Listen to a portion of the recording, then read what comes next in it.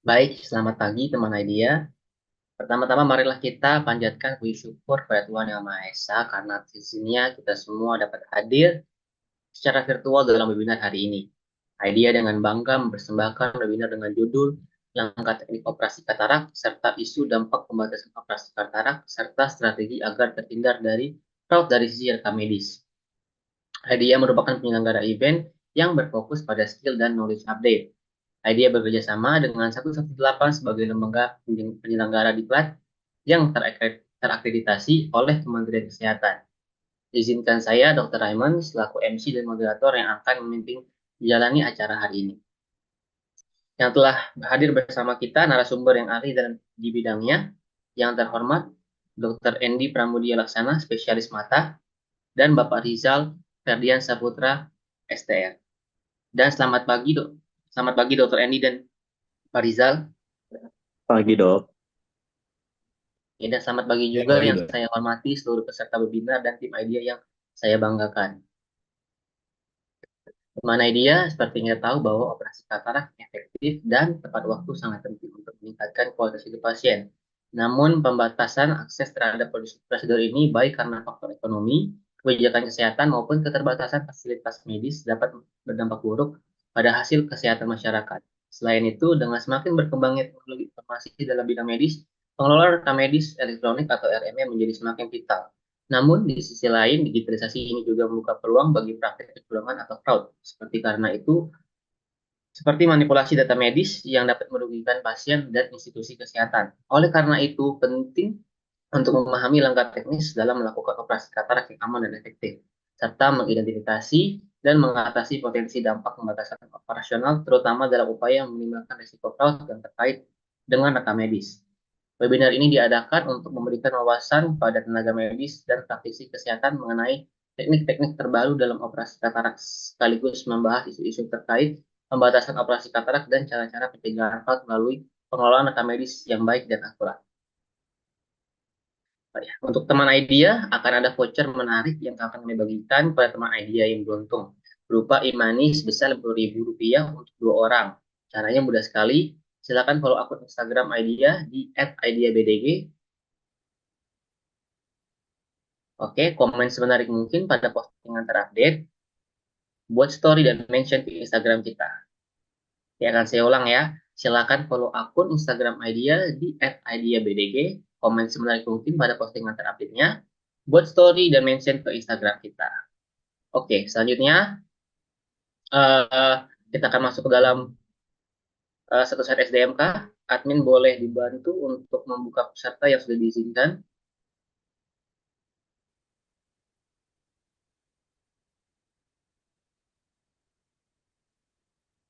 Oke, baik. Nah, nanti setelah dibuka akan ada tampilan seperti ini. Ya, jika sudah, pada menu sebelah kiri klik pelataran sehat.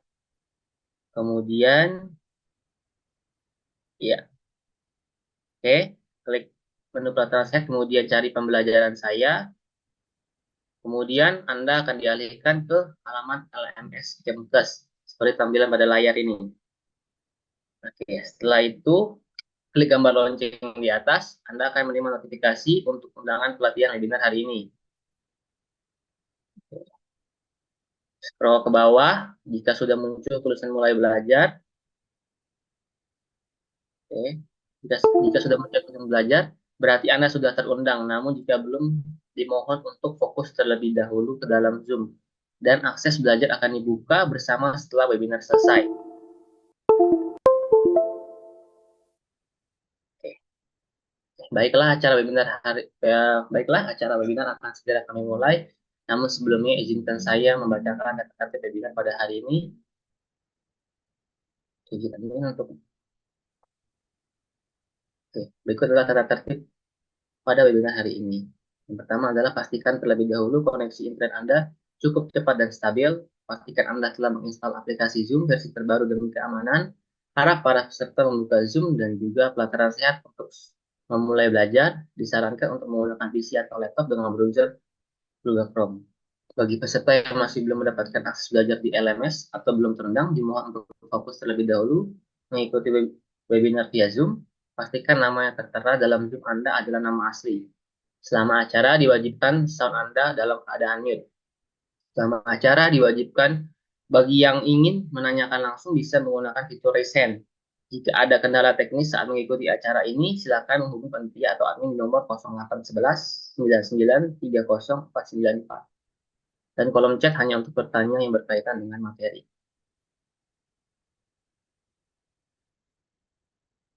Oke, baik, izinkan saya untuk membacakan CV saya selaku moderator dan MC pada acara webinar hari ini.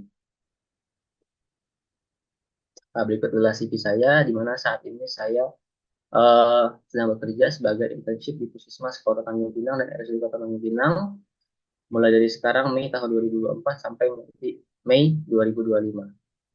Untuk edukasi, di mana saya lulusan dari FK Ukrida, masuk pada angkatan 2017, dan lulus pada tahun 2023. Saya juga telah mengambil Magister Manajemen pada tahun 2001 sampai 2024 dan juga telah tersertifikasi untuk DLS pada tahun 2021 dan ACLS pada tahun 2024.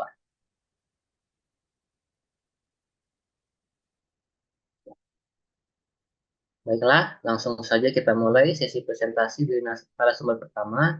Namun sebelumnya izinkan saya untuk membacakan CV dari Dr. Endi Pramudia Laksana Spesialis Mata.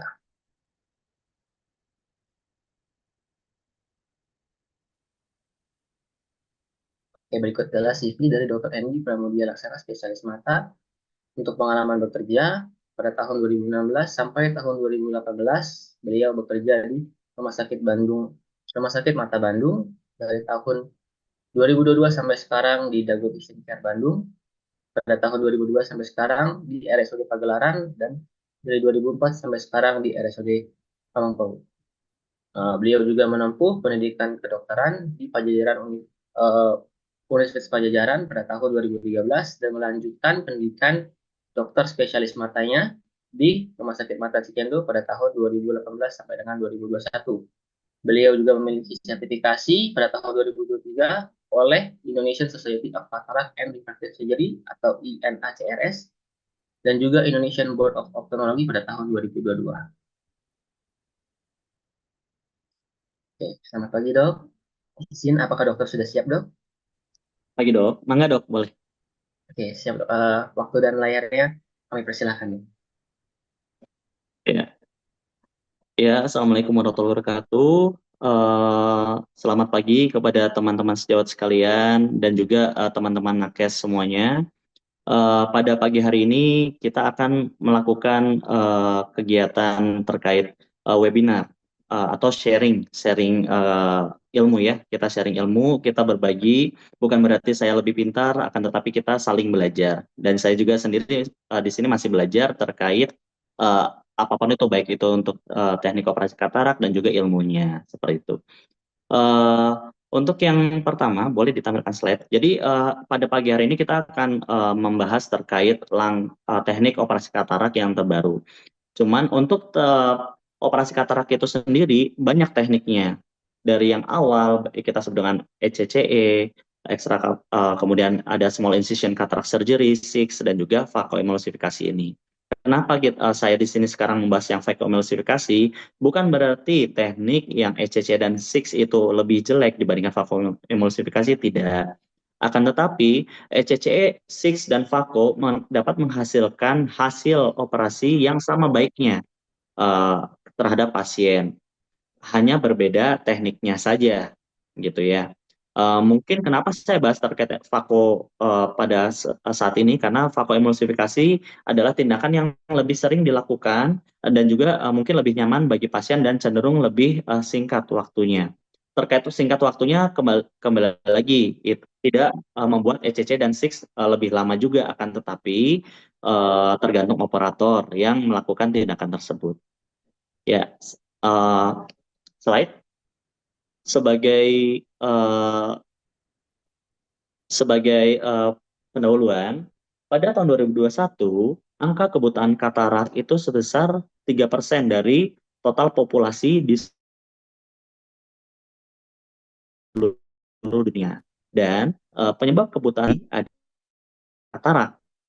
Sebanyak penyebab kebutaan kedua terbanyak adalah kelainan refraksi dan juga ada glaukoma. Nah, berdasarkan penelitian dan juga data sebelumnya, tahun lalu di Indonesia sendiri ini terdapat 8 juta pasien yang dilakukan penelitian di atas 50% bahwa 8 juta pasien tersebut menderita katarak.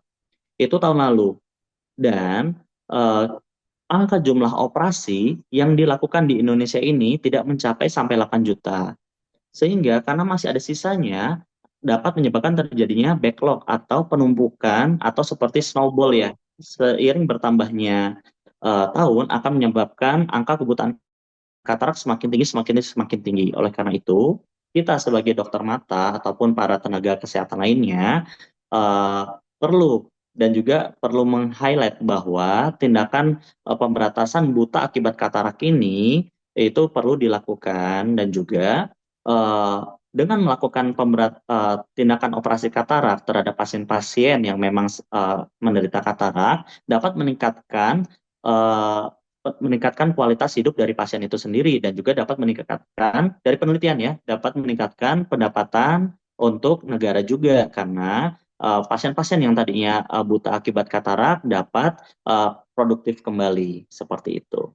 Ya, selain kita mulai masuk ya kita sebelum mulai dari tekniknya itu sendiri, kita sepintas membahas terkait anatomi dari lensa ini sendiri ya. Kemudian ini lensa anatomi lensa ya ada bagian anterior dan posterior. Nah, yang biasanya kita lakukan tindakan operasi katarak adalah kita pengambilan dari eh, nukleus lensa ini sendiri dan juga korteks-korteksnya. Kita biasanya membuka di anterior pole itu dan menyisakan posterior pole untuk menjadi back untuk kita menaruh lensa itu sendiri. Ya, slide. Untuk ya, slide lagi. Saya di sini tidak akan membahas terkait apa namanya basic-basic prinsip dari FACO itu. Jadi sekarang kita langsung saya anggap bahwa itu sudah dipahami dan juga sudah dipelajari oleh teman-teman sejawat lainnya. Jadi kita langsung mulai dari tahap-tahap untuk tindakan operasi katarak itu sendiri. Nah, tahap-tahap untuk tindakan FACO untuk operasi katarak itu yang pertama jelas kita membuka mata, kemudian ada boleh melakukan paracentesis ataupun tidak. Kemudian kita lakukan clear corneal incision menggunakan keratom. Kemudian kita lakukan CCC, hidrodiseksi dan hidrodelineasi. Kemudian kita melakukan nucleus management, vekoteknik, bebas melakukan teknik yang apapun. Insersi dari intraocular lens, kemudian aspirasi irigasi, dan juga pemberian antibiotik selesai. Slide. Ya, untuk pertama, yang jelas kita tadi kan untuk exposure the globe atau misalkan kita membuka mata, ya jelas kita harus persiapan lagi dari yang apa namanya steril non steril menggunakan betadine gitu ya di sekitar pos mata kita bersihkan menggunakan cotton bud di sela-sela kelopak matanya gitu ya untuk membersihkan dari kuman-kuman sebelum kita pasang eye drap. Setelah memasang eye drap, kita memasang dari blefarostat atau spekulum dari mata itu sendiri untuk membuka mata. Nah, setelah melakukan itu, biasanya kita lakukan penetesan dari pantokain ya, pantokain tetes untuk membuat mata pasien lebih nyaman, gitu. Setelah itu, kita baru mulai melakukan teknik dari Fako ini sendiri. Yang pertama, kita jelas harus membuat insisi pada kornea, clear incision kornea menggunakan keratom. Nah, ini biasanya lebarnya beda-beda. Ada orang yang bilang 3,2, itu biasanya paling lebar 3,2. Untuk saya sendiri biasanya menggunakan 2,75 atau kurang. Itu lagi-lagi tergantung dari besaran dari vakotipnya gitu. Nah, biasanya untuk kornea kan kita melakukan insisi pada kornea. Pasti ada orang-orang yang bilang bahwa, "Dok, nanti gimana dong kalau kita insisi pada kornea pasti akan menyebabkan astigmatisme." Betul, akan tetapi jika insisi korneanya lebih sedikit, itu akan lebih cenderung lebih meminimalkan terbentuknya astigmatisme itu sendiri, kayak gitu. Nah, untuk insisi dari korneanya ini sendiri tergantung beda-beda dari beda operator, beda lokasi. bisa ada orang yang operator tindakan Vekonya main dari superior, ada juga yang dari temporal. Kalau saya sendiri cenderung main dari temporal gitu. Kemudian ada juga yang insisi korneanya itu tegak lurus dari operator, ada juga yang sedikit miring. Itu tergantung dari operatornya itu sendiri. Slide. Nah, ini contoh clearing insisi kornea. Ini di sini bisa di video yang sebelah kiri itu kita melakukan tegak lurus dulu, baru kita masuk. Jadi kita membuat dua plane untuk insisi dari kornea ini sendiri. Jadi jangan langsung tegak lurus dari iris plane. Kenapa? Kalau misalkan kita tegak lurus dari iris plane, biasanya membuat cenderung lukanya itu, struktur lukanya tidak baik sehingga membuat isi di dalam bola matanya itu mudah keluar seperti iris kayak gitu ya. Jadi mudah sekali dangkal. Jadi sehingga menyulitkan kita dalam melakukan tindakan operasi selanjutnya. Slide. Setelah melakukan corneal insisi, kita memberikan tripan blue ya, kayak gitu. Tripan blue. Nah, kalau misalnya kita lihat di video ini ya, ini di sini tripan blue-nya yang pertama terdapat bubble udara, kemudian tripan blue-nya sendiri itu tidak sampai seluruh bagi COA, hanya bagian sentral saja. Untuk tripan blue yang bagus atau yang memang kualitasnya baik itu sah-sah saja gitu ya. Karena pasti akan terwarnai dari permukaan anterior dari lensanya itu sendiri. Untuk bagi kita atau misalkan saya sendiri, karena kan saya juga praktek di daerah juga, saya biasanya mendapatkan BHP ya tripan blue yang apa namanya eh, yang yang standar gitu ya, sehingga benar-benar harus memberikan tripan blue sampai seluruh COA sehingga tripan blue itu dapat menekan permukaan anterior sehingga tripan blue-nya itu dapat menempel sehingga dapat terwarnai dengan baik. Kalau misalkan dari video ini boleh-boleh aja, cuman biasanya kalau misalkan saya kurang terwarnai sehingga menyulitkan kita dalam melakukan CCC nanti. Slide. Ya, setelah melakukan pemberian tripan blue, kita jelas membilas dulu tripan blue-nya itu yang menggunakan BSS. Setelah itu kita membentuk COA menggunakan uh, boleh menggunakan HPMC atau menggunakan sodium. Nah, pada beberapa orang, saya sih kalau saya sendiri cenderung lebih suka menggunakan HPMC. Kenapa? Karena satu tidak membahayakan endotel dan juga lebih memudahkan untuk melakukan CCC. Walaupun pada beberapa orang ada yang lebih nyaman menggunakan sodium karena dapat membentuk COA lebih baik sehingga dalam melakukan CCC tidak mudah keluar. Nah, yang berikutnya kita melakukan CCC. Untuk melakukan CCC boleh menggunakan sistotom. Ini cara membuat sistotom itu sendiri dari spet jarum 1 cc. Nah, kita boleh bentuk seperti ini. Untuk membentuknya dari sistotom ini sendiri masing-masing operator beda. Untuk saya sendiri cenderung biasanya melakukan seperti video ini. Slide.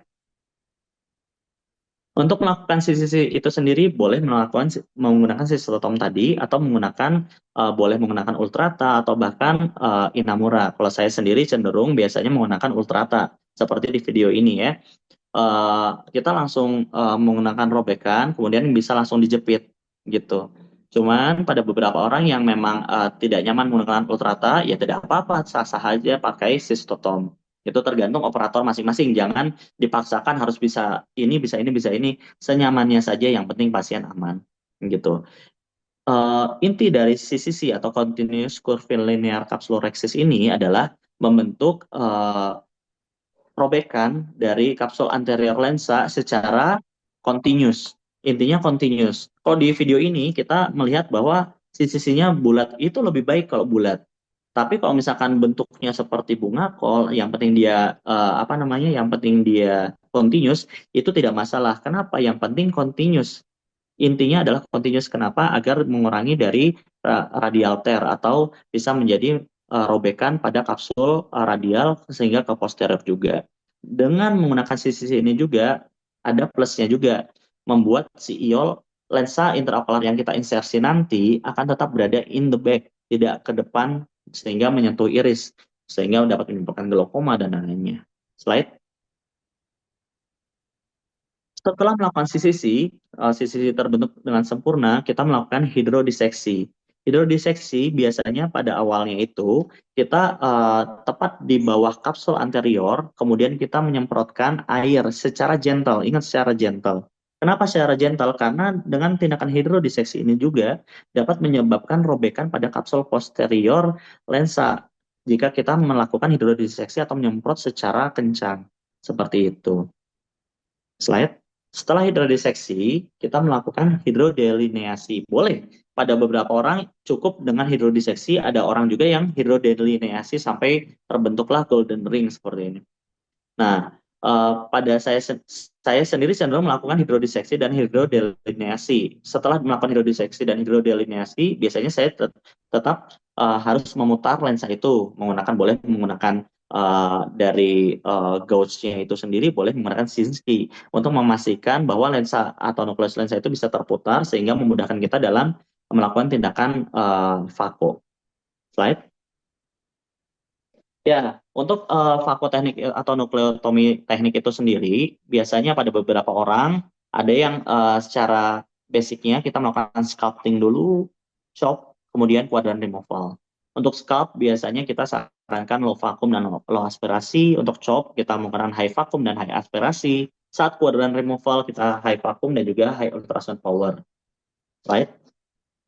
Nah, contohnya untuk sculpting. Intinya sculpting adalah kita dari anterior lensa dari nukleus itu kita menggunakan sculpting. Si ujung tip itu jangan ditanam sampai dalam ke nukleus lensa. Pokoknya kita intinya membuat groove.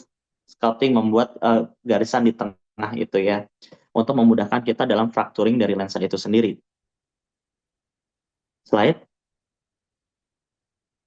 Nah, ini kita fracturing. Setelah menggunakan membuat sculpting, biasanya kita intinya membuat fraktur dari nukleus lensa itu sendiri, sehingga lensa itu dapat terbelah dan kita dapat membelah secara kuadran. Biasanya untuk memfraktur lensa atau membentuk kuadran-kuadran ini, ada orang yang baiknya itu tuh dibentuk sampai 8 bagian kecil seperti itu ya, untuk memudahkan kita dalam kuadran removal nantinya atau saat kita aspirasi nukleusnya itu ya, sehingga vaco time-nya akan cenderung lebih minimal sehingga tidak membuat edem atau menghilangkan endotel kornea lebih banyak seperti itu. Tapi pada beberapa orang atau operator biasanya kita tergantung dari jenis lensa itu sendiri atau ketebalan lensa itu sendiri. Misalkan lensanya kalau kita lihat di video ini lensanya mungkin cenderung lebih imatur gitu ya. Jadi biasanya mungkin kita 4 kuadran juga cukup. Langsung kita sedot bisa sudah cukup baik. Cycle time-nya juga bisa lebih lebih singkat seperti itu sehingga kemungkinan edem POD satunya akan lebih minimal. Slide. Nah, tadi ini kalau misalnya untuk teknik operasi Fako ini sendiri macam-macam. Bisa ini kalau salah satunya adalah yang tadi kita jelaskan adalah stop and chop. Kita membuat groove dulu, kemudian kita fraktur bagi dua, kemudian kita membuat kuadran-kuadran. Itu mudahnya seperti itu. Bisa juga divide and conquer. Kita misalkan membuat groove dulu di satu sisi, kemudian kita putar 90 derajat, kita membuat groove sehingga betul-betul tanda plus seperti itu, baru kita fraktur-fraktur. Itu beda-beda hal. Untuk saya sendiri, biasanya saya langsung direct chop, langsung membelah gitu ya. Jadi menanamkan vakotip, kemudian saya belah pakai chopper, kemudian kita belah-belah. Nanti ada videonya di belakang. Slide. Ya, teknik apa yang harus kita pilih tergantung operator. Tidak ada satupun teknik yang lebih baik atau lebih superior dibandingkan teknik yang lainnya. Lagi-lagi itu tergantung operator. Jika operator lebih canggih atau lebih jago misalkan di stop and chop, tetapi ada operator juga lebih jago di divide and conquer, nggak masalah gitu ya. Yang penting satu pasien aman gitu ya, kemudian endotel aman, kemudian pasien puas, kemudian waktunya juga lebih singkat, sehingga pasien lebih nyaman, nggak masalah gitu ya. Lagi-lagi tergantung preferensi dari operator atau dari surgeonnya itu sendiri. Kemudian dari grading kataraknya, kalau misalkan kataraknya tebal sekali, apalagi black katarak ya ngapain kita lakukan pako ya, kita menyulitkan diri kita sendiri, lebih baik kita lakukan tindakan secara small incision cataract surgery atau bahkan SCCE untuk langsung mengeluarkan lensa utuh-utuh. Kemudian dari kapsular statusnya, kapsulnya bagaimana gitu ya. Kemudian zonular statusnya, apakah ada zonular weakness atau enggak gitu. Kalau misalkan ada zonular weakness, kita melakukan fraktur-fraktur tersebut, misalkan fracturing kan kita agak membuat si kapsulnya agak terelastis seperti itu ya, sehingga ketika ada zonal weakness akan membuat si zonulnya itu juga akan terjadi tear juga, sehingga bisa membahayakan uh, tindakan selanjutnya. Kemudian dari pupil size-nya bagaimana, kecil atau enggak gitu ya, apakah ada kalau misalkan kita nyamannya sih harus lebar gitu ya. Jadi lagi-lagi tergantung tekniknya mau apa, tergantung kondisi-kondisi dari pasien itu sendiri. Corneal endothel, jangan lupa kita penting dalam menilai corneal endothel ini sendiri. Karena kalau misalkan corneal endothelnya memang sudah uh, sudah kecil, biasanya kalau saya sendiri cenderung kalau misalkan di bawah 1.500, 1.200 gitu, saya pasti lebih sarankan mending manual saja dibandingkan kita memaksakan melakukan tindakan Phaco. Dimana kita tahu ya bahwa tindakan Phaco ini sendiri lebih invasif dan juga lebih dapat membuat kerusakan pada endotel lebih tinggi dibandingkan teknik yang lainnya. Slide. Ya, ini tadi ada plus minusnya antara kita bedakan antara divide and conquer dan juga Vaco Chop. Untuk saya sendiri lebih suka Vaco Chop karena lebih simpel gitu ya dibandingkan harus membuat grooving-grooving, tapi lagi-lagi itu tergantung preferensi dari operator itu sendiri. Slide. Ya, terus saat melakukan biasanya saat kita melakukan chop, misalkan kita mau membelah si lensa gitu ya, suka gagal gitu, suka suka nggak langsung dapat. Apa sih yang menyebabkan? Biasanya kita setting dari alat vakum kita, biasanya vakumnya terlalu low ataupun aspirasinya atau impel dari vakotipnya terlalu superficial, kurang dalam ya. Kita apa namanya, impel dari si vakotipnya, kemudian incomplete occlusion dari vakotip itu ya. Kemudian kita misalkan kan saat kita melakukan impel atau oklusi dari vakotip itu biasanya kita setelah uh, setelah oklusi kita tahan di pedal 2 gitu ya. Kalau misalnya kita kelamaan di pedal 3 dia akan makan terus sehingga akan lebih susah. Biasanya seperti itu.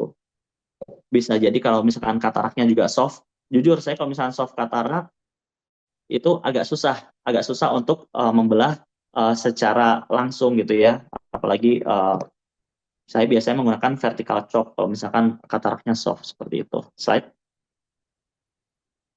Ya, untuk vakoaspirasi tadi ya cenderung plannya kita bisa untuk saat setelah terbelah-belah menjadi beberapa segmen gitu ya, biasanya 8 segmen disarankan gitu ya.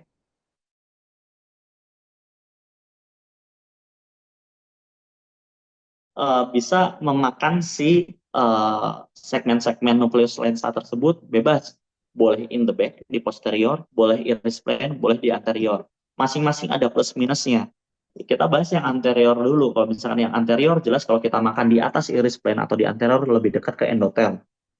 Sehingga membuat sel endotel akan banyak yang terjadi kerusakan. Sehingga sel endotel akan lebih mudah drop gitu ya. Itu yang pertama. Tapi plusnya ya mungkin untuk bisa untuk yang baru mulai Vako di situ ya, itu lebih nyaman karena kan mungkin nggak takut bakal jatuh ke bawah, nggak takut akan membuat apa namanya, ruptur pada posterior kapsul lensanya ya, kayak gitu. Cuman ya lagi-lagi biasanya kalau misalnya kita baru-baru sih saya sarankan di iris plane gitu ya. Iris plane dia lebih cenderung lebih aman gitu. Cuman kalau iris plane kita harus lihat juga saat iris plane kadang kita terlalu agak ke bawah sehingga justru kita malah makan dari kapsul kapsul anterior lensanya, kemakan malah jadi seluruhnya kemakan dari vakutipnya. Jadi kita lagi-lagi kita benar-benar harus memastikan posisi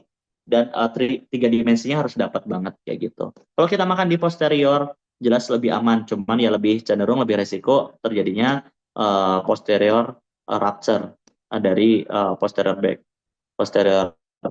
back lensanya itu. Slide.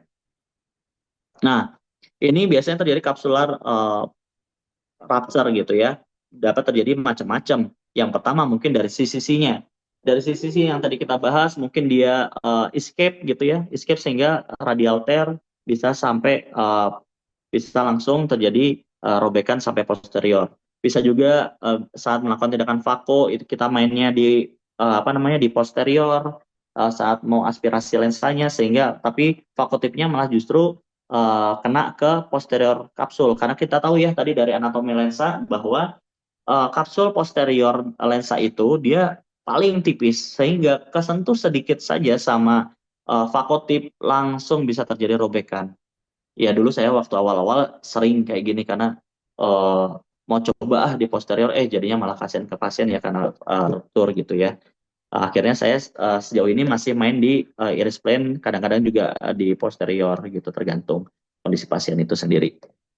Lagi-lagi kalau misalnya terjadi kapsul posterior rupture, ya kita harus tahu manajemennya seperti apa, seperti ya pasti kita lakukan apa yang harus kita lakukan. Mungkin nanti itu akan dilakukan pembahasan lebih lanjut setelah di sesi berikutnya. Cuman yang jelas kita harus memastikan bahwa ketika terjadi rupture, jangan langsung tiba-tiba langsung keluar. Kenapa? Kita langsung kaget, langsung wah keluar gitu ya dari vakotip dan juga choppernya langsung dangkal si vitreusnya langsung keluar, bisa vitreous prolaps, lebih menyulitkan untuk kita melakukan tindakan selanjutnya. Tenang, yang penting kita harus tenang, kita isi visko dulu, baru keluar sehingga kapsul apa namanya COA-nya tetap terbentuk dari viskonya itu juga mencegah untuk vitreous prolaps berlebih gitu ya. Kemudian kita lakukan vitrektomi anterior secukupnya, kemudian kita nilai ketika terjadi ke posterior kapsul rupture, apakah kita masih bisa pasang lensa ini biasanya di mana gitu ya? Apakah memang harus di apa? Harus kita lakukan aphakia dulu atau saran sih langsung dipasang ya lensa gitu.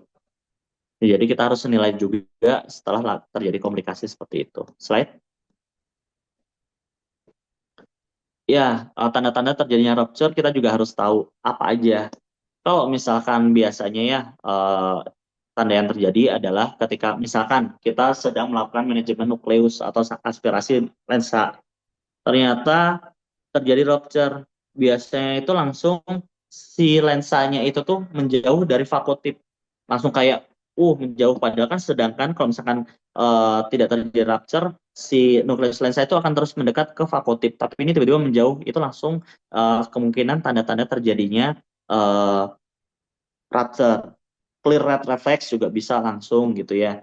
Cuman biasanya pada saat baik itu kalau misalnya saat kita lakukan aspirasi nukleus, biasanya jarang terjadi peak pupil gitu ya. Jadi si pupilnya itu tiba-tiba mengecil itu biasanya terjadi saat mungkin saat tidur diseksi atau saat sisi saat terjadi tear seperti itu. Kenapa tidak terjadi peak pupil? Karena kan masih ada tekanan air dari kecewa sehingga tetap si pupilnya masih uh, lebar seperti itu. Slide. Mungkin boleh ditayangkan video operasi dulu ya. Jadi biar apa namanya? Tapi lagi-lagi untuk video operasi ini tuh video operasi pribadi saya tidak lebih baik dibandingkan operator yang lainnya gitu ya.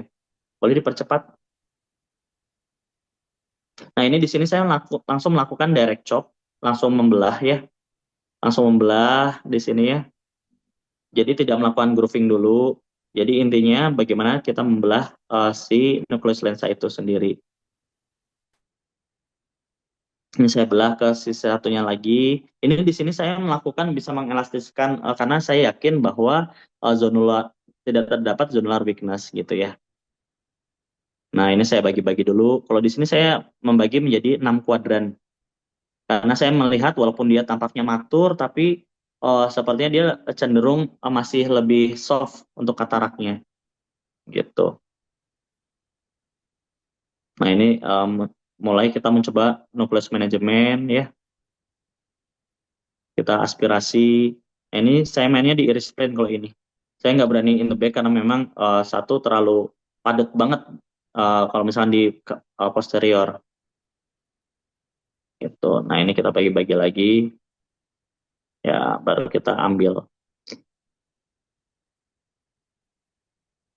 Nah saat aspirasi juga kita harus memastikan bahwa kita tuh tepat di atas. Jadi kadang kita lagi keasikan nyedot nyedot si nukleus lensanya, tapi tapi ternyata si nukleus lensanya sudah tidak ada lagi yang oklusi di fakotip, kita terus-terusan aja. Nah, itu bisa menyebabkan rupture juga gitu.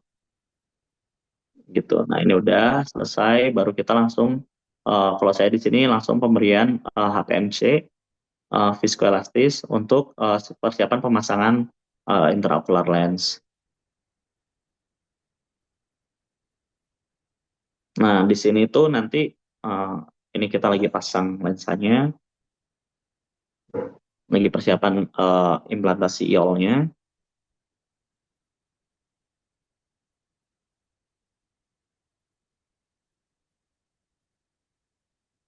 Nah, ini kita lakukan implantasi intraocular lens. Nah, di sini karena di sini kalau dilihat saya langsung memasukkan IOL-nya menggunakan AI ya. Tapi sarannya sih menggunakan Sinski, karena kemarin Sinski saya saat melakukan operasi ini, Sinski saya tuh keriting banget. Jadi setelah dibersihkan di CSHD ternyata udah bengkok-bengkok, jadi nggak bagus, lebih bahaya pasien. Jadi ketika aman udah boleh pakai kayak gini. Kita pastikan aspirasi irigasi viskonya sampai ke posterior juga untuk memastikan bahwa viskonya tidak ada lagi. Ya, sudah videonya. Mungkin seperti itu untuk videonya. Itu untuk operasi katarak. Kita masuk ke slide lagi ya.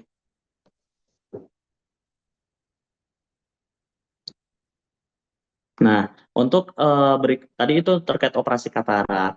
Nah, tapi untuk operasi katarak itu sendiri, isu yang sekarang lagi terjadi adalah apakah memang ada pembatasan operasi. Nah, jika memang betul terjadi pembatasan operasi, itu akan terjadi backlog katarak yang sempat kita bahas di awal tadi. Kenapa? Karena kan kita tahun lalu aja terdapat dari data terdapat 8 juta pasien buta katarak yang dilakukan operasi tidak sampai 8 juta. Tahun ke depannya akan lebih banyak lagi gitu, karena memang terjadi backlog katarak atau snowball tadi ya gitu. Semakin tahun semakin banyak, semakin tahun semakin banyak. Akan tetapi kita harus tahu juga gitu ya, kita lihat apakah memang ini adalah suatu pembatasan operasi atau memang kita yang tidak sesuai dengan layanan kita gitu. Biasanya disesuaikan dengan data pelayanan. Contoh apa namanya, kita lihat juga jumlah dokter matanya ada berapa nih di satu vaskes. Kemudian jumlah ruang operasi matanya ada berapa. Kemudian kita lihat juga waktu layanannya seperti poli, operasi katarak, operasi non katarak. Kemudian volume operasi selain katarak. Kan kita sebagai dokter mata bukan hanya terus-terusan katarak aja kan gitu ya. Bukan apa namanya, kasus mata bukan hanya katarak saja, banyak kasus yang lain juga gitu kan. Kemudian durasi tindakan vakoemulsifikasi. Kenapa ini harus kita tahu juga? Karena biar kita juga tahu bahwa sehari-hari apakah memang ini tuh yang layanan yang kita lakukan di satu vaskes itu sudah sesuai atau belum gitu. Contoh ya, kita lihat waktu layanan. Misalkan dalam satu vaskes kita waktu layanannya adalah misalkan normalnya jam 8 sampai jam 4 sore, ibaratnya seperti itu. Nah, kita harus lihat juga biasanya dari asuransi kesehatan akan melihat juga bahwa kita dari jam 8 sampai jam 6 itu atau 8 jam tersebut, kita berapa jam melakukan tindakan poli, berapa jam melakukan operasi katarak, dan berapa jam juga melakukan operasi non katarak. Nah, nanti itu dipilah-pilah lagi. Misalkan jam 8 sampai jam 12 kita melakukan tindakan, jam 8 sampai jam 11 melakukan tindakan poli. Kemudian jam 11 sampai jam 2 kita melakukan tindakan operasi katarak. Jam 2 sampai jam 4 melakukan operasi non katarak. Kenapa ini harus kita pilah-pilah juga? Agar kita juga tidak memberatkan ke diri kita sendiri, dan juga bahwa kita melakukan layanan yang real seperti itu. Sehingga mencegah terjadinya kecurangan lain atau bahkan kemungkinan terjadinya fraud ke depannya. Jadi kita harus menyesuaikan seperti ini. Contoh, misalkan ada juga misalkan kita melakukan layanan di satu vaskes, kita menaruh surat izin praktek kita cuma 1 jam. Logikanya apakah mumpuni dan apakah cukup 1 jam tersebut kita melakukan tindakan poli yang misalkan minimal pasiennya misalkan 20 pasien 1 jam, atau misalkan kita ibaratnya 3 jam deh, 3 jam kita melakukan poli 1 jam, terus operasi katarak ternyata sehari 8 sampai 10. Itu secara logika saja sudah apa namanya, secara data, secara manajemen waktu juga sudah tidak memungkinkan, walaupun saya yakin banyak operator-operator di sana yang dapat melakukan tindakan tersebut lebih cepat ya, kayak gitu. Cuman lagi-lagi by data dan juga sesuai manajemen waktu itu tidak sesuai. Jadi kita benar-benar harus manajemen waktu di fase kita itu sesuai sehingga mencegah terjadinya fraud dan juga real datanya juga sesuai. Itu yang dilakukan pelaporan kita terhadap apa namanya asuransi kesehatan sehingga mencegah terjadinya fraud gitu. Nah, kita bahas selanjutnya terkait durasi tindakan vakoemulsifikasi. Slide bisa slide. Nah, ini durasi tindakan vakoemulsifikasi. Kita bahas satu-satu. Apa itu patient in room, surgical preparation start, surgical preparation end, procedure start time, procedure finish time, patient out of room, turnover time, turnaround time. Nah, kita juga harus tahu juga ini untuk kenapa ini harus dilihat juga biar kita tahu bahwa per pasien dilakukan tindakan itu eh, minimal berapa berapa lama sih kita lakukan tindakan per pasiennya gitu ya. Bukan hanya per pasien yang kita lakukan tindakan saat surgical time aja gitu loh. Jadi kita harus lihat juga pasien itu dari dia jalan ke meja operasi, dilakukan persiapan, kita pakai sterile glove, kita lakukan pemakaian belevarostat sampai pasien itu selesai, dia jalan keluar persiapan, kemudian pasien itu datang, nah itu yang dinilai. Oke, kita bahas satu-satu. Pasien in room itu pasien apa? Waktu saat pasien itu memasuki ruang operasi. Jadi itu dilihat juga. Kita harus catat juga pasien rata-rata masuk ruang operasi itu berapa lama. Karena kan dia dari depan gitu ya. Masuk ke bed operasi itu berapa lama. Kan pasien-pasien yang rata-rata hampir 95% pasien itu adalah pasien-pasien yang lanjut usia gitu ya. Ya sehingga yang jalan pun susah, apalagi dia tidak bisa lihat, misalkan dua-duanya belum dilakukan operasi, pasti kan agak lebih susah untuk jalan, untuk kita papah gitu ya. Kita catat berapa menit. Kemudian surgical preparation start. Saat sarung tangan bedah itu dipakai oleh operator, itu dinilai berapa lama. Kemudian surgical preparation end, waktu tindakan pemberian cairan antiseptik, contoh povidone iodine gitu selesai. Gitu, itu dicatat juga. Prosedur start time, saat blefarostat itu dipasang, kita mulai. Kemudian ada prosedur finish time saat si blefarostat itu dilepas. Jadi antara prosedur start time sama prosedur finish time itu adalah saat surgical time kita mulai. Kemudian kita lihat juga patient out of room. Itu saat waktu pasien keluar dari ruang operasi.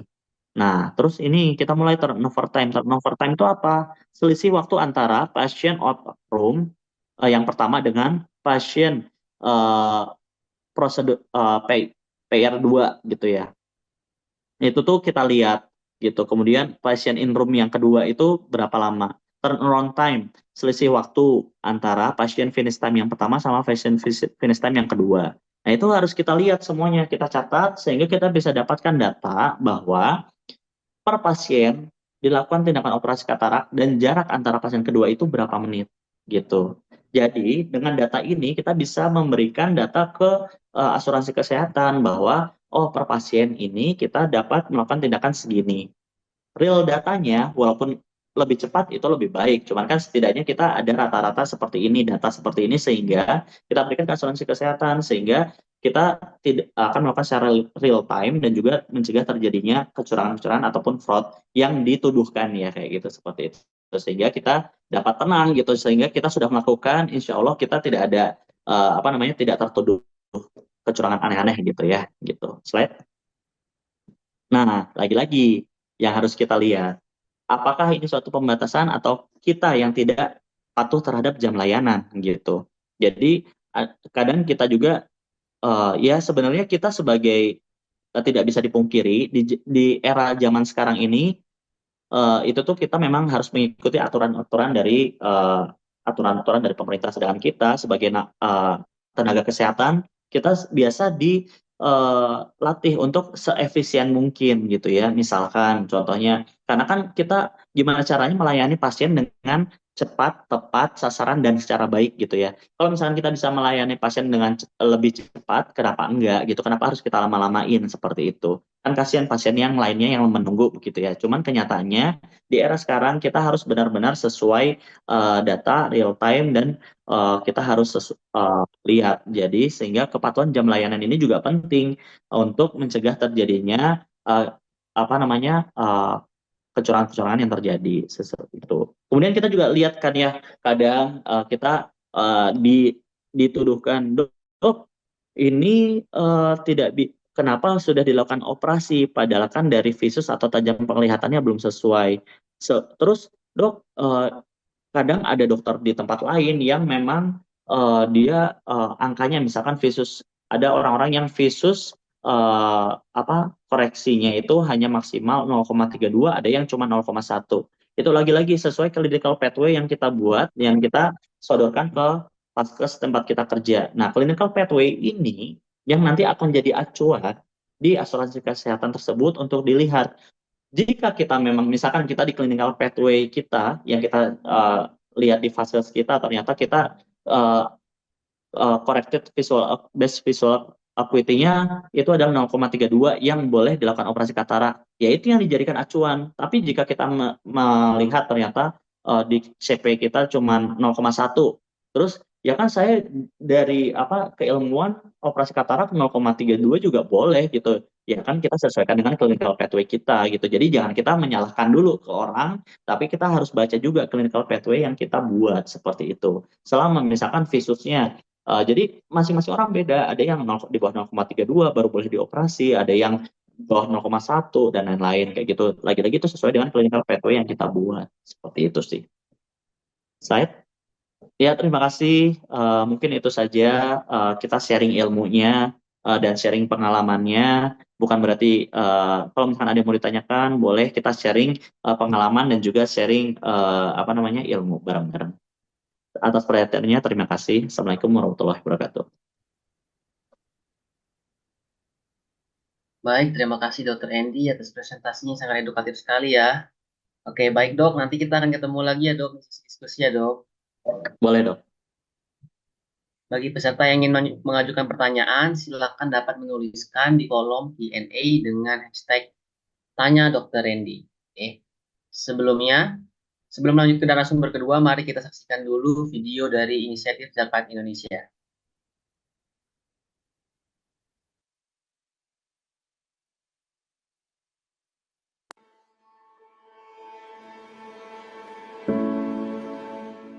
Pada tahun 2016 sering kita jumpai para pasien dan pendamping tinggal di lorong-lorong rumah sakit dan serambi masjid.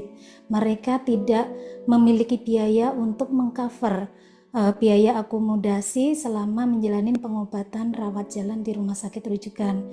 Sehingga pada saat itu kita menginisiasi program rumah singgah pasien. Harapannya mereka bisa singgah sementara dan fokus dalam menjalani pengobatan.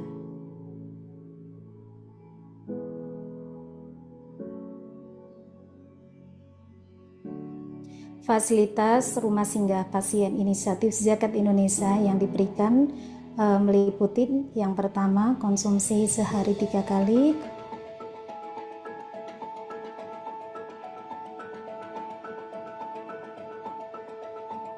kemudian hunian sementara yang aman dan nyaman,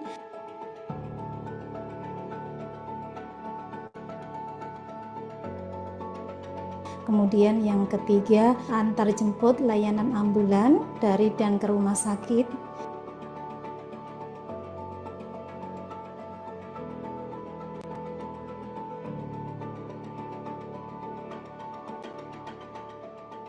kemudian yang menjadi pembeda antara rumah singgah pasien IZI dengan rumah singgah pasien yang lain yaitu masa tinggal di rumah singgah pasien IZI tidak berbatas waktu. Kemudian yang kedua, di rumah singgah pasien IZI juga memberikan ilmu pengetahuan melalui program edukasi keislaman, kemudian yang kedua edukasi kesehatan dan keterampilan. Fasilitas-fasilitas diberikan kepada para pasien dan penghuni, khususnya untuk para pasien yang berasal dari daerah yang sedang menjalani pengobatan di rumah sakit rujukan. Untuk ketentuan syaratnya yang pertama, mereka tidak memiliki penyakit menular, kemudian yang kedua mereka tergolong dari keluarga yang tidak mampu. Kemudian yang ketiga, mereka menjalani pengobatan rawat jalan di rumah sakit rujukan. Rumah singgah pasien inisiatif Zakat Indonesia alhamdulillah sampai saat ini berjumlah 15 yang tersebar di 11 provinsi di Indonesia. Kami berharap kedepannya rumah singgah pasien ini bisa tumbuh dan berkembang dengan inovasi-inovasi baru dan menjalin sinergisitas yang baik untuk memberikan manfaat dan layanan terbaik bagi masyarakat yang lebih luas. Keberadaan Rumah Singgah Pasien Inisiatif Zakat Indonesia memberikan manfaat kepada para pasien dan pendamping. Alhamdulillah mereka tidak lagi memikirkan biaya akomodasi pengobatan sehingga mereka bisa lebih fokus untuk kesembuhannya.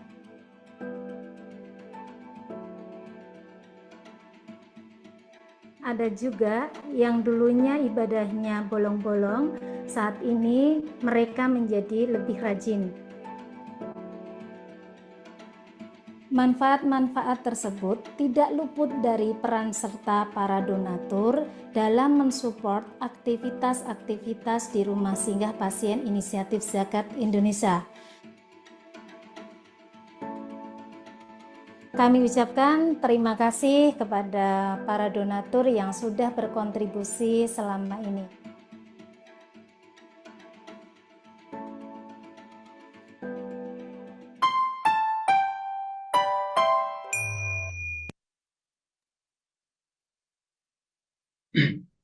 Oke, bagi teman-teman yang tergerak hatinya dan ingin berdonasi, tadi bisa melalui scan QR ya, yang tertera di layar.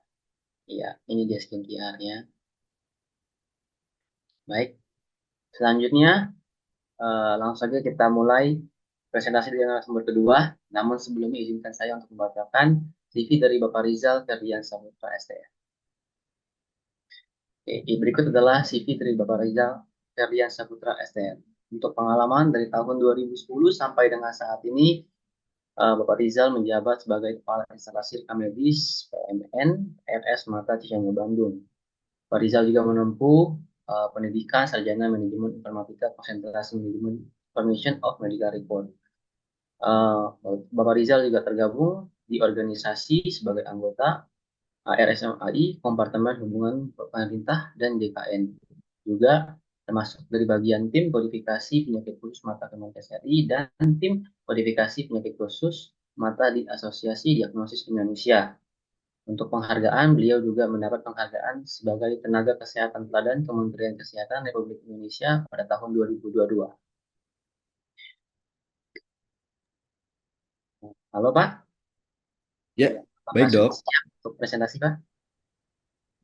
Ya, baik. Terima kasih dokter. Waktu Ya, dan akhirnya suara saya dipersilakan. terdengar jelas dok? Ya, Ya,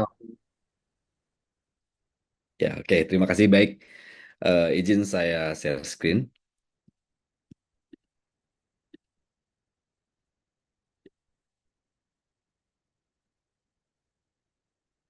Ya, baik. Bismillahirrahmanirrahim. Assalamualaikum warahmatullahi wabarakatuh. Salam sejahtera, Om Swastiastu, Namo Buddhaya, salam kebajikan.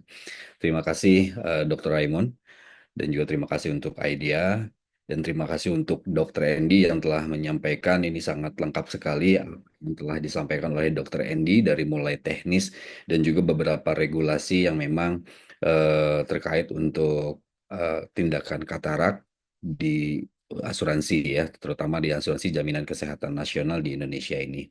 Baik, saya hanya melengkapi dari apa yang telah Dr. Endi sampaikan bahwa memang sebetulnya di saat ini fraud ini menjadi salah satu masalah dan juga harus dicegah bersama-sama, terutama di pelayanan jaminan kesehatan nasional. Untuk itu saya akan mencoba melihat dari sisi rekam medis bagaimana kita dapat mencegah fraud ini di dalam pelayanan jaminan kesehatan nasional. Terutama nanti juga ada beberapa hal yang memang kita akan fokus dan juga masalah tentang katarak. ya begitu. Dan tadi yang disampaikan oleh Dr. Andy, pembatasan katarak di sini mungkin bahasa yang disampaikannya oleh teman-teman dari asuransi JKN itu adalah kapasitas. Jadi kita diberikan kapasitas layanan operasi katarak per tahunnya gitu. Baik, saya coba mulai. Bismillah. Oke, ini nanti table outcome 10 yang akan saya sampaikan yaitu adalah mengenai fraud di dalam layanan JKN, kemudian bagaimana sih peran rekam medis dalam mencegah fraud di layanan JKN ini, kemudian sanksinya bagaimana dan juga cara pencegahannya bagaimana. Ini dasar hukum yang ada di dalam mengenai fraud. Yang pertama itu adalah mengenai dari Perpres nomor 82 tahun 2018 tentang JKN. Kemudian di dalam peraturan pemerintah nomor 17 tahun 2023 tentang kesehatan, yaitu di dalam pasal eh, di dalam bab 13 dengan pasal 401 sampai 412 itu kita concern terhadap mengenai kecurangan. Gitu. Kemudian Peraturan Menteri Kesehatan Nomor 16 Tahun 2019 ini tentang pencegahan dan penanganan kecurangan fraud serta pengenaan sanksi administratif terhadap kecurangan dalam pelayanan program jaminan kesehatan nasional. Jadi fraud ini memang sudah ada regulasi yang mengaturnya di dalam Permenkes Nomor 16 Tahun 2019. Gitu. Nah, yang melatar belakanginya apa sih? Kita itu memang harus memahami mengenai fraud itu apa, gitu ya, memahami jenis-jenis apa yang masuk ke dalam fraud, kemudian dampaknya seperti apa, dan bagaimana cara pencegahannya.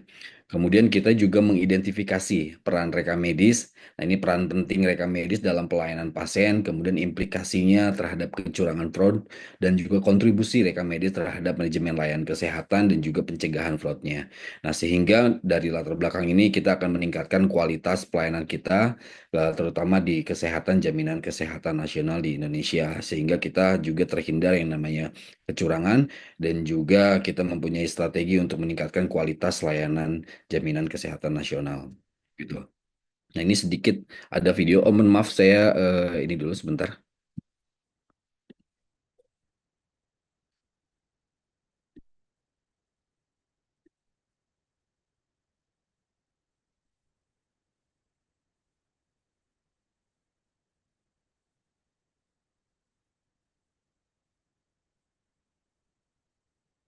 Ya.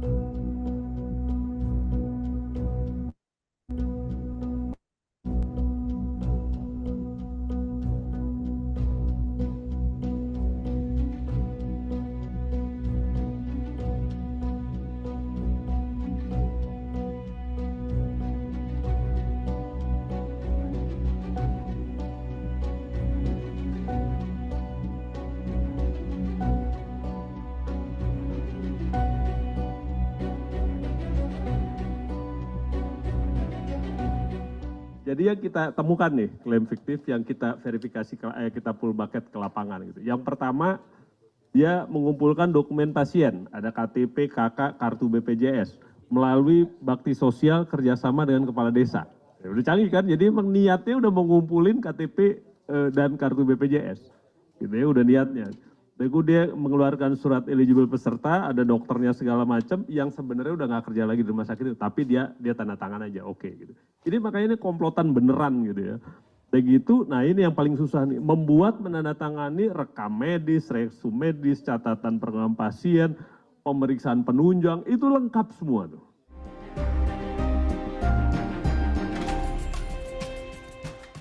Ya, jadi dari video tersebut memang KPK itu sangat concern terhadap kecurangan dari pelayanan kesehatan JKN. Nah, fraud ini sendiri menurut Permenkes nomor 16 tahun 2019, yaitu adalah tindakan yang dilakukan dengan sengaja untuk mendapatkan keuntungan finansial dari program jaminan kesehatan dalam sistem jaminan sosial nasional melalui perbuatan curang yang tidak sesuai dengan ketentuan perundang-undangan. Jadi kalau kita garis bawahi, fraud ini adalah yang paling penting itu adalah dilakukan dengan kesengajaan dan juga mencari keuntungan dalam perbuatan curang gitu ya. Jadi kalau garis besarnya seperti itu untuk yang fraud. Nah, kenapa KPK ini fokus terhadap sektor kesehatan dan program JKN? Bahwa di pembiayaan JKN ini itu menyangkut hajat hidup orang banyak. kemudian melibatkan jumlah kesehatan yang cukup besar ya, yang semakin tahun semakin besar, dan juga banyak berpotensi penyimpangan dalam layanan kesehatan. Jadi berdasarkan data, fraud dalam klaim layanan kesehatan dapat mencapai angka 5 sampai dengan 10% di USA gitu. Nah, kerugian akibat kecurangan jaminan kesehatan juga di negara lain ini disebutkan di National Healthcare Fraud Enforcement Action 2024 telah melakukan tuntutan pidana terhadap 193 terdakwa, termasuk 76 dokter, kemudian perawat dan tenaga medis lainnya di 32 daerah di seluruh Amerika. Itu kerugiannya akibat kecurangan tersebut mencapai 2,4 miliar US dollar atau 36 triliun rupiah gitu. Kemudian dari hasil studi banding ke USA tahun 2017, pemerintah federal membentuk Healthcare Fraud Unit yang terdiri dari 80 jaksa untuk menangani kasus kecurangan pada Medicare, Medicaid, dan juga TRICARE. Gitu. Kemudian rata-rata kerugian akibat kecurangan dan kesalahan layanan kesehatan itu mencapai lebih dari 6% dari belanja kesehatan. Dan juga perkiraan kerugian akibat kecurangan yang diselidiki oleh FBI di tahun 2012 berkisar sampai dengan 10% untuk jaminan kesehatan publik dan asuransi swasta. Jadi memang di negara lain pun untuk di jaminan kesehatan itu banyak juga masalah kecurangannya. Nah, ini adalah jenis-jenis jenis kasus fraud kesehatan di tahun 96 sampai dengan 98 itu yang dilakukan oleh medical professional itu sebanyak 72%. Kemudian oleh fasilitas 8%, oleh konsumen 10%, dan yang lainnya itu 10%. Nah, di tahun 2006 sampai dengan 2008 itu medical profesionalnya turun menjadi 48%, kemudian di konsumennya meningkat jadi 33%, di fasilitasnya di 10%, dan juga di lain-lainnya 9%. Ini adalah sumbernya di Amerika Health Insurance Plans gitu. Nah, sorry.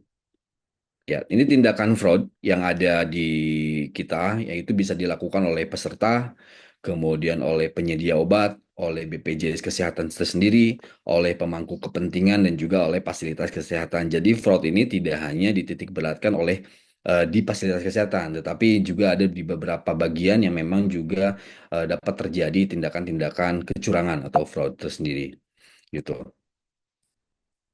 Nah, ini yang dilakukan fraud oleh peserta. Dia memasukkan data, kemudian memanfaatkan hak pelayanannya untuk yang tidak perlu, kemudian memperoleh obat atau alat kesehatan dengan cara yang tidak sesuai, kemudian meminjamkan atau menyewakan identitas pasiennya itu ke orang lain, kemudian memberi atau menerima suap imbalan dalam rangka memperoleh pelayanan kesehatan. Ini yang dilakukan oleh peserta dari sisi fraudnya.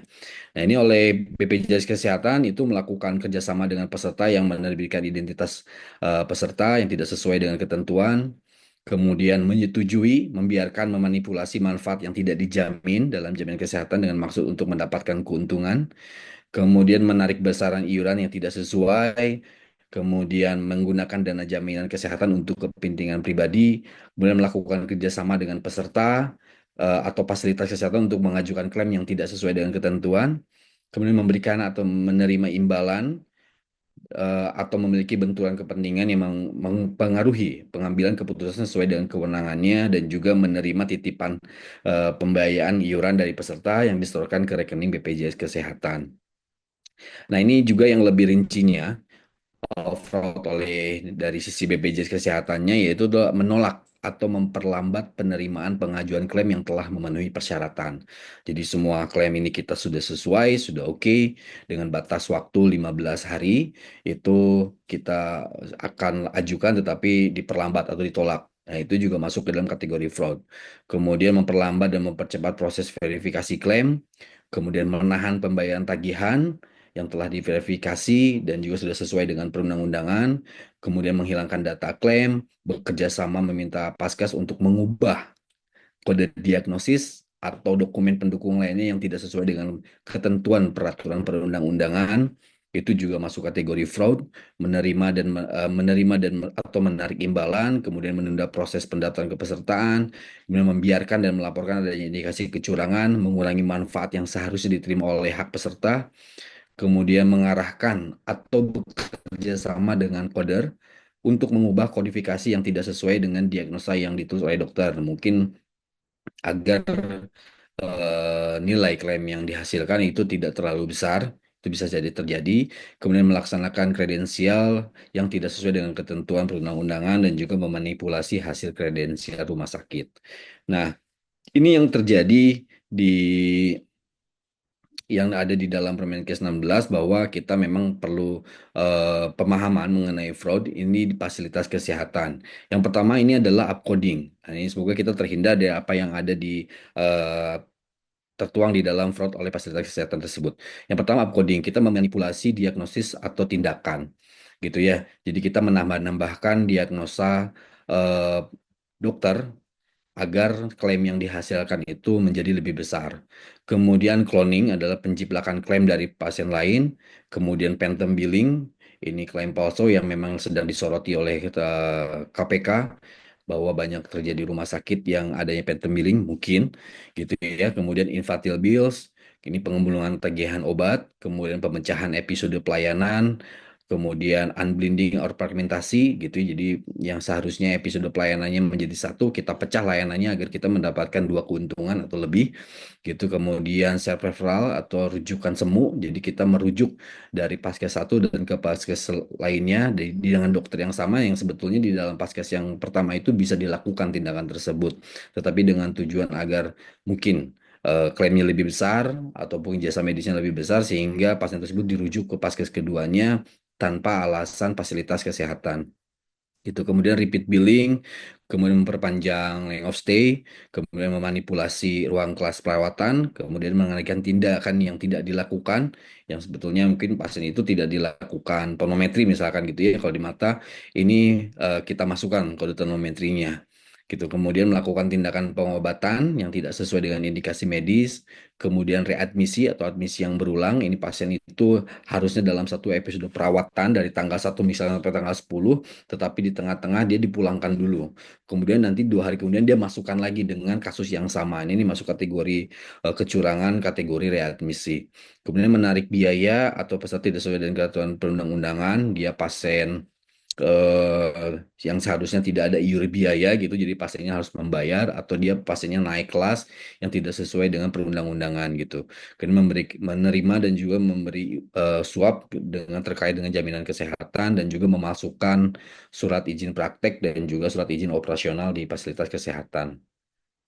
Nah, ini juga terjadi di penyedia obat dan alkes. Jadi, selain dari Paskes, BPJS, peserta juga dari penyedia obat atau juga alat kesehatan. Jadi, penyedia obat dan alat kesehatan itu yang terdaftar dalam katalog elektronik menolak pesanan obat tanpa alasan jelas. Kemudian penyedia obat dan alkes memperlambat waktu pengiriman, kemudian memberikan atau menerima suap terkait dengan program jaminan kesehatan, kemudian penyedia menganjurkan kepada fasilitas kesehatan untuk tidak membeli lebih banyak lagi, kemudian membeli alat kesehatan yang tidak sesuai dengan kebutuhan pelayanan kesehatan atau tingkat keterampilan keahlian tenaga medis, gitu ya, menggunakan alat tersebut dengan maksud untuk mendapatkan keuntungan finansial. Nah, ini adalah fraud oleh pemangku kepentingan lainnya, gitu ya, berbuat memanipulasi data kepegawaian, kemudian jumlah dan upah pegawai yang tidak disampaikan secara real, atau pembuatan atau memberi menerima suap imbalan terkait dengan program jaminan kesehatan nasional. Nah, sebelum kita masuk ke beberapa apa yang kita harus cegah di instansi rekam medis gitu ya. Jadi rekam medis itu adalah dokumen atau catatan yang berisi informasi lengkap tentang riwayat kesehatan, kemudian pemeriksaan, perawatan, dan pengobatan yang diterima seseorang pasien selama ia berinteraksi di fasilitas pelayanan kesehatan seperti rumah sakit, klinik, ataupun puskesmas. Jadi rekam medis itu berfungsi sebagai alat komunikasi antar tenaga medis dan menjadi dasar dalam pengambilan keputusan klinis itu oleh tenaga medis dan juga tenaga kesehatan. Nah, peran rekam medis itu sendiri dalam konteks pencegahan fraud, rekam medis menjadi alat kontrol, bukti autentik, dan juga rujukan dalam pengambilan keputusan.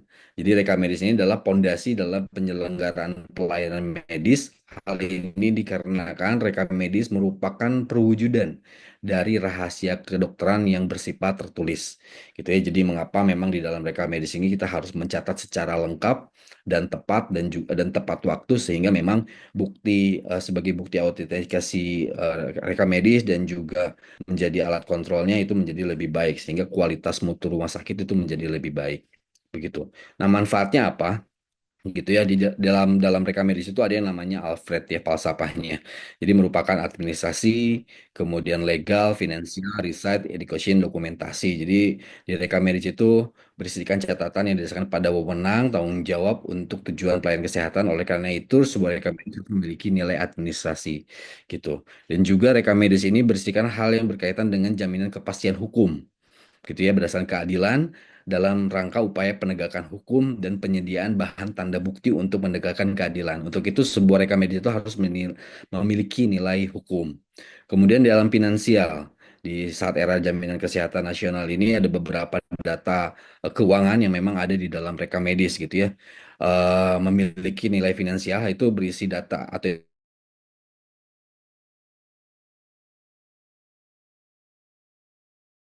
memiliki nilai riset, kemudian edukasi, ini digunakan sebagai referensi atau bahan pengajaran di bidang profesi tertentu dan sebagai dokumentasi gitu ya. Jadi rekomendasi ini mencakup sumber ingatan didokumentasikan untuk dipakai sebagai salah satu bahan pertanggungjawaban. Untuk itu memang sebuah rekomendasi harus memiliki nilai dokumentasi. Ini dari sisi manfaatnya. Nah, kita lihat dari satu persatu di area rekomendasi apa sih yang sebetulnya bisa terjadi kecurangan atau fraud di area depan, area pelayanan rekomendasi sehingga memang kita perlu ketahui dan kita perlu cegah gitu. Nah, ini area di area pendaftaran ini memang sangat rentan terjadinya kecurangan. Gitu ya, bisa terjadi akibat memanipulasi atau ketidaksesuaian data yang dilakukan oleh pasien, petugas atau pihak terkait lainnya.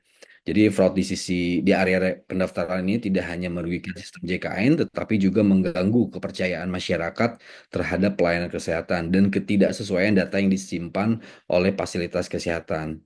Ini pencegahan dan deteksi ini sangat penting untuk memastikan integritas sistem JKN. Nah, ini beberapa fraud di area pendaftaran. Yang pertama adalah penggunaan identitas palsu.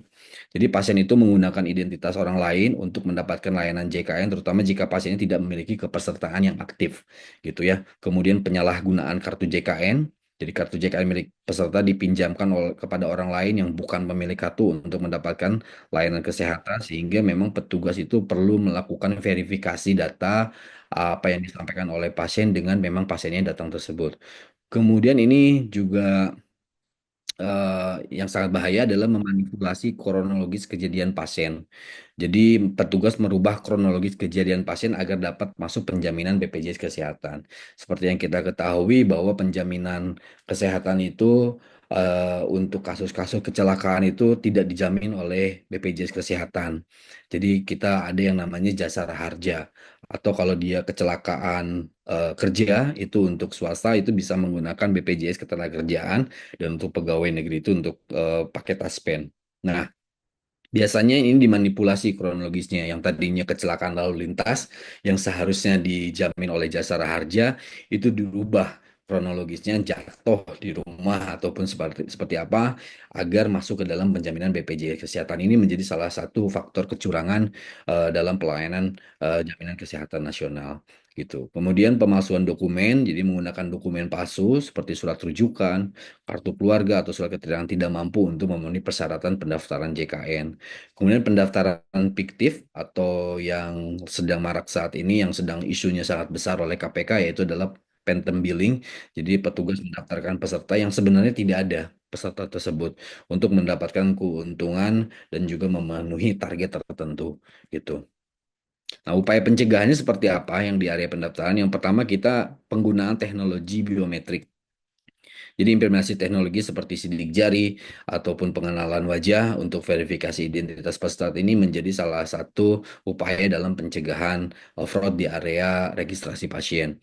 Kemudian verifikasi data dengan sistem. Jadi gunakan sistem yang terintegrasi dengan data kependudukan untuk memastikan keaslian data peserta tersebut. Jadi NIK-nya apakah betul, apakah data pasien ini sesuai atau tidak. Kemudian pelatihan dan pengawasan petugas gitu, berikan pelatihan kepada petugas tentang etika kerja dan juga resiko hukum terkait fraud. Selain itu lakukan pengawasan secara berkala gitu ya. Kemudian peningkatan kesadaran pasien ini harus dilakukan bersama-sama gitu, melakukan sosialisasi kepada masyarakat tentang pentingnya menjaga keaslian data dan resiko hukum dari penyalahgunaan identitas. Dan yang terakhir adalah kita lakukan audit dan juga investigasi secara berkala gitu ya. untuk mendeteksi dan juga mencegah terjadinya potensi fraud gitu. Nah, kemudian selanjutnya ini fraud di area electronic medical record gitu ya. Jadi fraud jaminan kesehatan di IMR ini bisa terjadi karena manipulasi data medis yang dapat dilakukan oleh petugas, oleh fasilitas kesehatan, ataupun pihak lain dengan tujuan mendapatkan keuntungan secara tidak sah. Jadi fraud pada pengisian catatan medis ini terjadi karena manipulasi atau ketidakjujuran dalam pencatatan data untuk tujuan mendapatkan klaim yang lebih tinggi. Ini kita lihat fraud di area IMR ini yang pertama adalah manipulasi diagnosa. Jadi petugas medis atau fasilitas kesehatan mencatat diagnosa yang lebih berat atau yang lebih kompleks dari kondisi pasien sebenarnya untuk mendapatkan pembayaran klaim lebih tinggi dari BPJS Kesehatan, Jaminan Kesehatan Nasional ya. Kemudian memalsukan prosedur atau tindakan medis, jadi mencatat tindakan medis yang tidak pernah dilakukan atau overcoding atau mencatat tindakan yang lebih mahal daripada yang sebenarnya dilakukan gitu. Kemudian memanipulasi obat dan alat kesehatan, gitu mencatat pemberian obat, alat kesehatan atau prosedur tertentu yang tidak benar-benar diberikan kepada pasien. Kemudian melakukan edit data pasien yang telah dilakukan klaim. Jadi sebelum klaim itu kita catat sebanyak mungkin diagnosanya dengan diagnosa yang lebih kompleks. Kemudian setelah dilakukan pengklaiman, kita lakukan edit kembali diagnosa yang sesuai dengan data pasiennya. Nah, ini juga tidak diperbolehkan jadi tujuannya agar klaim ini besar dan yang telah diedit sesuai dengan pemeriksaan ini tidak diperbolehkan juga. Nah, kemudian selanjutnya adalah pemalsuan tanda tangan. Nih, petugas memasukkan tanda tangan dokter, pasien, atau pihak lain untuk melengkapi berkas catatan medis yang kita ketahui bahwa untuk di area di IMR saat ini juga untuk melakukan tanda tangan kita sudah melakukan tanda tangan secara elektronik gitu ya. Kemudian pengisian retrospektif tanpa justifikasi. Jadi kita mengisi reka medis itu yang ke belakang, tapi tanpa adanya alasan-alasan kenapa kita melakukan pengisian yang sebelumnya gitu ya, yang tidak memenuhi persyaratan-persyaratan gitu. Kemudian pengisian berlebihan atau over documentation, jadi catatan medis itu dibuat terlalu lengkap atau ditambahkan informasi yang tidak relevan untuk memperbesar jumlah klaim. Kemudian ketidaksesuaian antara catatan medis dan klaim yang tadi seperti disampaikan. Jadi sebelum kita klaim itu kita tambah-tambahkan diagnosanya, setelah kita klaim itu kita ubah diagnosanya dengan sesuainya. Namun ini akan ada ketidaksesuaian antara catatan medis di dalam IMR dan juga catatan yang kita klaimkan ke BPJS Kesehatan. Nah, bagaimana upaya pencegahannya di area IMR? Yang pertama adalah pengendalian akses. Jadi terapkan sistem akses berbasis peran, role-based action control, access control, sorry, agar hanya petugas tertentu yang dapat mengakses atau mengedit data. Kemudian penerapan kebijakan edit data IMR. Jadi terapkan batas waktu perbaikan data di dalam IMR sesuai dengan Peraturan Menteri Kesehatan Nomor 24 Tahun 2022. Itu di dalam Permenkes itu sudah dijelaskan batas waktu pengeditan, perubahan atau pengisian rekam medis itu maksimal 2 kali 24 jam. Nah, jika lebih dari batas waktu yang telah ditentukan, itu memang perlu adanya kesepakatan atau izin dari pimpinan fasilitas kesehatan. Tentunya harus dengan justifikasi yang logis gitu ya untuk perubahan pengeditan data tersebut agar tidak terhindar dari kecurangan atau fraud. Kemudian penggunaan teknologi keamanan, terapkan fitur keamanan seperti enkripsi data, autentifikasi dua faktor, dan juga biometrik untuk mengamankan akses ke EMR. Jadi setiap tenaga medis dan tenaga kesehatan ketika akan melakukan akses terhadap EMR itu harus ada keamanan data gitu dengan enkripsi data, kemudian autentifikasi dengan juga biometrik ataupun dengan face recognition gitu ya. Kemudian melakukan pelatihan petugas, berikan pelatihan kepada petugas medis dan administrasi tentang pengisian rekam medis yang sesuai dengan standar yang berlaku, kemudian pengawasan dan sanksi tegas. Jadi lakukan audit berkala dan tindak tegas pihak atau oknum yang terbukti melakukan fraud baik petugas maupun fasilitas kesehatan. Kemudian selanjutnya adalah ini fraud di area kodifikasi gitu ya. Jadi kodifikasi penyakit terjadi ketika kode diagnosa ataupun prosedur medis dimanipulasi untuk mendapatkan klaim yang lebih besar atau tidak sesuai dengan kondisi pasien. Kodifikasi yang tidak akurat dapat menyebabkan klaim yang tidak sah gitu ya, merugikan sistem JKN dan juga menurunkan kualitas pelayanan kesehatan. Nah, ini fraud di area kodifikasi ini dapat dicegah dengan kombinasi pelatihan, kemudian penggunaan teknologi, pengawasan ketat, dan penerapan aturan yang tegas. Dengan upaya ini, integritas sistem JKN dapat tetap terjaga dan pelayanan kesehatan dapat berjalan lebih adil dan transparan. Nah, ini fraud-fraudnya yang di area kodifikasi. Yang pertama itu upcoding. Jadi pemberian kode diagnosa yang lebih berat atau kompleks daripada kondisi pasien yang sebenarnya untuk meningkatkan pembayaran klaim.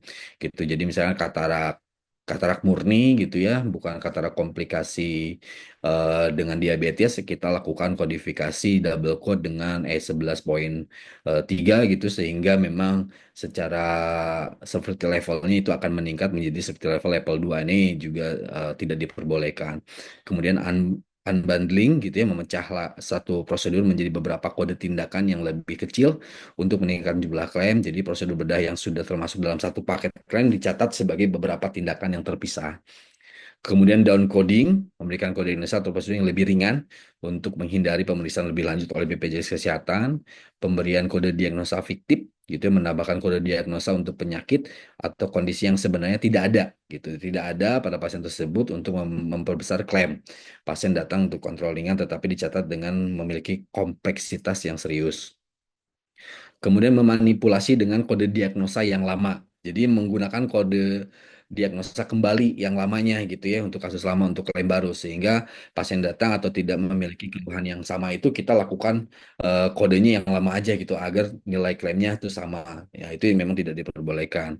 Kemudian pengabaian aturan kodifikasi yang benar, tidak mengikuti standar ICD-10 dan juga ICD-9-CM dan juga aturan klaim JKN yang telah berlaku gitu. Nah, bagaimana upaya pencegahannya? Yaitu melakukan pelatihan dan sertifikasi coder, gitu. Petugas kodifikasi itu harus memiliki sertifikasi dan pelatihan rutin tentang standar ICD dan juga aturan-aturan klaim BPJS Kesehatan. Kemudian penggunaan sistem elektronik, implementasi berbasis teknologi seperti decision support system untuk membantu coder memilih kode yang sesuai, kemudian audit trial untuk melacak siapa yang memasukkan atau mengubah data kode tersebut gitu ya. Apalagi di zaman era teknologi ini sepertinya siapa yang melakukan tindak kode tersebut itu akan tahu gitu siapa yang melakukannya, itu salah satu sistem audit trail gitu ya. Kemudian pengendalian data akses, ini batasi akses ke sistem kodifikasi hanya petugas yang berwenang saja. Kemudian penerapan SOP, kemudian sosialisasi dan edukasi, serta lakukan audit dan juga validasi rutin. Jadi, nah ini dampak fraud di era JKN itu yang pertama kerugian finansial, kemudian meningkatkannya klaim yang tidak sah. Kemudian fraud dapat menurunkan sistem kepercayaan dan juga kualitas pelayanan jaminan kesehatan nasional. Kemudian adanya sanksi hukum, jadi oknum, kita katakan oknum gitu ya di fasilitas kesehatan, dan juga oknum petugas yang terbukti melakukan fraud dapat dikenai sanksi administrasi ataupun pidana. Kemudian kualitas data kesehatan yang tidak akurat. Jadi melakukan upcoding atau memanipulasi kode diagnosis itu dapat menyebabkan data epidemiologi yang salah. Ini dampaknya akan mempengaruhi perencanaan kesehatan nasional gitu ya, secara nasional. Apa yang kita lakukan atau kita masukkan kode yang salah atau kita upcoding ini akan mempengaruhi perencanaan kesehatan secara nasional gitu. Nah, ini sanksinya. Jadi sanksi administratif itu berupa teguran lisan dan teguran tertulis. Jadi pemerintah atau juga perintah mengembalikan kerugian akibat tindakan kecurangan fraud kepada pihak yang dirugikan. Jadi sanksi administrasi sebagaimana dimaksud pada ayat 2 ini di dalam Permenkes nomor 16 dapat diikuti dengan sanksi tambahan berupa denda. Ya, kemudian pencabutan izin operasional dan juga pencabutan izin surat izin praktek SIP gitu. Nah, ini saya sedikit video kembali untuk yang sanksi mengenai BPJS Kesehatan. Kementerian Kesehatan pun menyebut akan memberi sanksi kepada rumah sakit dan dokter yang terbukti terlibat dalam penipuan tersebut. Kepala Biro Komunikasi dan Pelayanan Publik Kemenkes, Siti Nadia Tarmizi, menyebut sanksi bagi personel yang terbukti terlibat adalah pemberhentian pengumpulan satuan kredit profesi hingga pencabutan izin praktik. Sementara untuk rumah sakit, Kemenkes menyatakan bisa mencabut izin lembaga tersebut. Dan bagi individu yang melakukan kelebihan klaim harus mengembalikan ke BPJS Kesehatan atau ke Kementerian Keuangan. Ya, jadi Kementerian sanksi Kesehatan administrasi ini tidak menghapus sanksi pidana sesuai dengan ketentuan peraturan perundang-undangan. Ini ada di dalam Permenkes nomor 16 tahun 2019 pasal 6 ayat 7. Gitu ya. Jadi sanksi administrasi itu tidak menghapus sanksi pidana. Jadi tetap bisa terkena sanksi pidana. Begitu. Nah, ini pencegahan fraud JKN. Bagaimana kita cara mencegahnya? Pencegahan itu merupakan langkah penting untuk menjaga keberlanjutan dan keefektifan sistem kesehatan. Jadi fraud dapat terjadi dalam berbagai bentuk seperti klaim palsu, penyalahgunaan fasilitas kesehatan, dan pemberian layanan yang tidak sesuai dengan standar medis. Gitu. Nah, tujuan pencegahan fraud ini yang pertama adalah prevention, jadi mencegah terjadinya kecurangan atau fraud secara nyata pada semua lini organisasi. Kemudian deterrence, menangkal pihak-pihak yang akan mencoba melakukan tindakan kecurangan sehingga membuat jerah. Kemudian selanjutnya adalah disruption, mempersulit gerak langkah pelaku kecurangan fraud sejauh mungkin. Gitu. Kemudian identification, jadi mengidentifikasi segala kegiatan beresiko tinggi dan kelemahan pengendalian. Dan terakhir adalah civil action provocation, adalah melakukan tuntutan dan penjatuhan sanksi yang setimpal atas perbuatan curang kepada pelakunya. Gitu. Nah, ini sistem pencegahan, sistem pencegahan fraud. Sorry.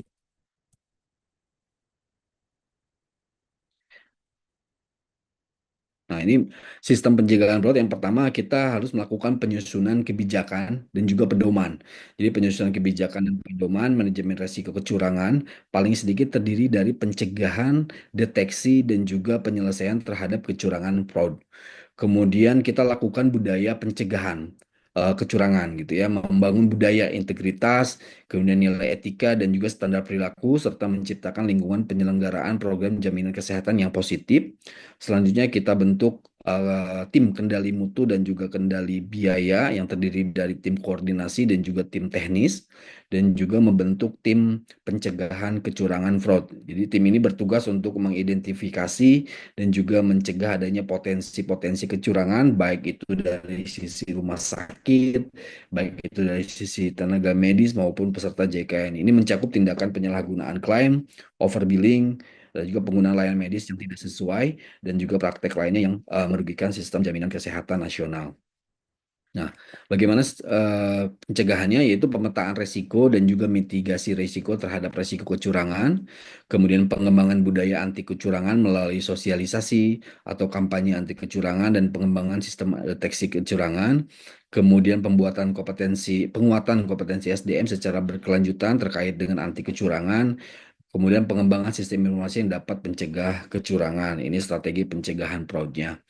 Nah, kemudian pencegahan fraud meningkatkan tata kelola rumah sakit, ini pendokumentasian rekam medisnya harus baik. Jadi dari rekam medis yang memenuhi prinsip kelengkapan, keakuratan, kerahasiaan, dan aksesibilitas.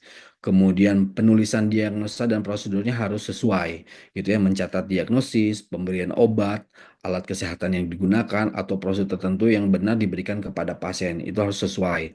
Kemudian penguatan kompetensi SDM, itu melakukan pengembangan dan penguatan kepada SDM untuk mengikuti kegiatan seminar, pelatihan, dan juga workshop pada kegiatan pelayanan JKN, dan juga kegiatan pencegahan kecurangan PRED, sehingga memang SDM itu akan terus berkembang dan juga dapat mencegah terjadinya kecurangan-kecurangan di fraud tersebut.